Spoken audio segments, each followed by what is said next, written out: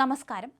Kasaragod Melparamba police station പരിധിയിലെ Deli junction സമീപം അച്ഛനെയും മകളെയും വീട്ടിൽ മരിച്ച നിലയിൽ കണ്ടെത്തി.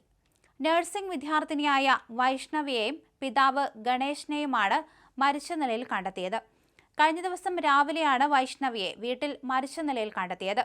തുടർന്ന് വിവരം നാട്ടുകാരെ അറിയിച്ച ഗണേശൻ വീട്ടിലേക്ക് പോയതായാണ് വിവരം. പിന്നാലെ നാട്ടുകാർ വീട്ടിലെത്തിയപ്പോഴാണ് ഗണേശനെയും മരിച്ച നിലയിൽ കണ്ടെത്തിയത്. പഠനത്തിൽ മികവ് പുലർത്തിയിരുന്ന വൈഷ്ണവി പ്രദേശവാസികളുടെ പ്രിയപ്പെട്ട പെൺകുട്ടിയായിരുന്നു.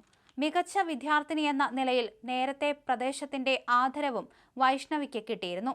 വൈഷ്ണവിക്ക് ഒരു സഹോദരനുണ്ട്. അമ്മ ഹോം നഴ്സായി ജോലി ചെയ്യുകയാണ്. ഒരു സഹോദരി കൂടിയുണ്ട്. അവർ കല്യാണം കഴിഞ്ഞ് ഭർത്താവിനോടൊപ്പമാണ് താമസം. അതേസമയം സംഭവം നടന്ന ഈ വീടുമായി ബന്ധപ്പെട്ട് മറ്റൊരു വിവരവും പുറത്തു വരുന്നുണ്ട്. ഗണേശനും കുടുംബവും താമസിക്കാൻ എത്തുന്നതിന് മുമ്പ് ഇവിടെ താമസിച്ചിരുന്ന മറ്റൊരു കുടുംബത്തിലെ 2 പേരും സമാന രീതിയിൽ മരിച്ചിരുന്നുവെന്നാണ് നാട്ടുകാർ പറയുന്നത്. ഗണേശൻ സ്ഥിരമായി മദ്യപിച്ചിരുന്നയാളാണെന്നും നാട്ടുകാർ പറയുന്നു. എന്നാൽ അച്ഛനും മകളും മരിക്കാനിടയായ സാഹചര്യമോ സംഭവത്തിന് പിന്നിലെ യഥാർത്ഥ കാരണമോ സംബന്ധിച്ച് നിലവിൽ വ്യക്തമായ വിവരങ്ങളൊന്നും പുറത്തു വന്നിട്ടില്ല. വിവരമറിഞ്ഞ മേൽപ്പറമ്പ് പോലീസ് സ്ഥലത്തെത്തി പരിശോധന നടത്തി. സംഭവത്തിൽ പോലീസ് അന്വേഷണം ആരംഭിച്ചിരിക്കുകയാണ്.